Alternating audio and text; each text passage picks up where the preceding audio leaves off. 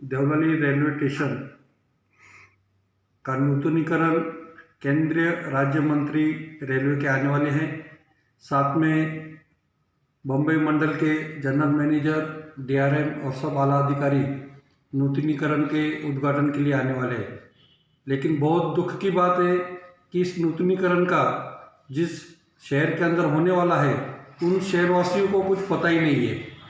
ये रेलवे की तरफ से बहुत बड़ी गलती की जा रही है, जिसके वजह से पूरे देवलाली वासी नाराज है और करोड़ों रुपए का खर्चा करके इस रेलवे स्टेशन का जो नूतनीकरण कर रहे हैं उसके अंदर सिर्फ 4 गाड़ियाँ रुकती है और लाखों रुपए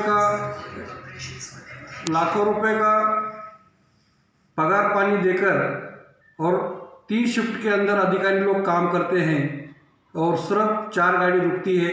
मुझे इस नियोजन के ऊपर भी रेलवे विभाग पर दुख और हंसी आती है कि इतना बड़ा खर्चा होने के बावजूद और वहाँ कोई भी गाड़ी रुकती नहीं है।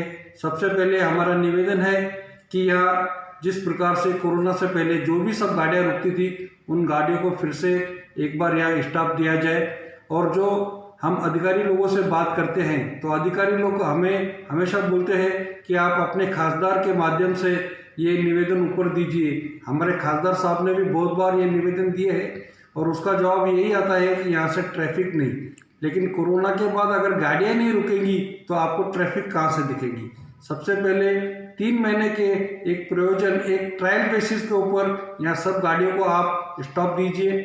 उसके बाद उस स्टॉप के ऊपर आपको कितना रेवेन्यू जनरेट होता है उसके बाद आप निर्णय लीजिए और आगे आपको जो भी करना है हम उसको स्वीकार करेंगे।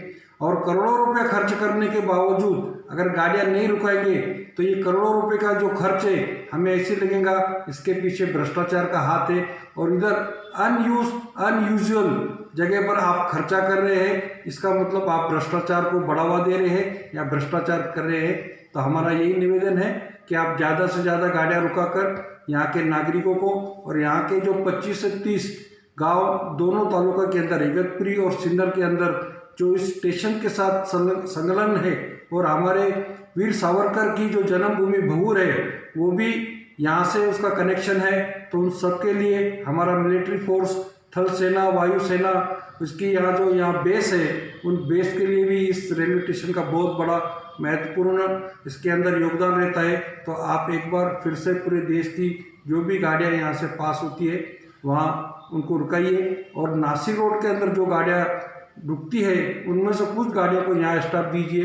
तो नासिक रोड और देवलाली दोनों जगह ट्रैफिक आदि भी हो जाएंगी और वहाँ ट्रैफिक का जो प्रॉब्लम है नासिक का वो भी कम हो जाएगा और यहाँ अच्छी तरह से संचालन कर सकेंगे। यही हमारी मांगनी है।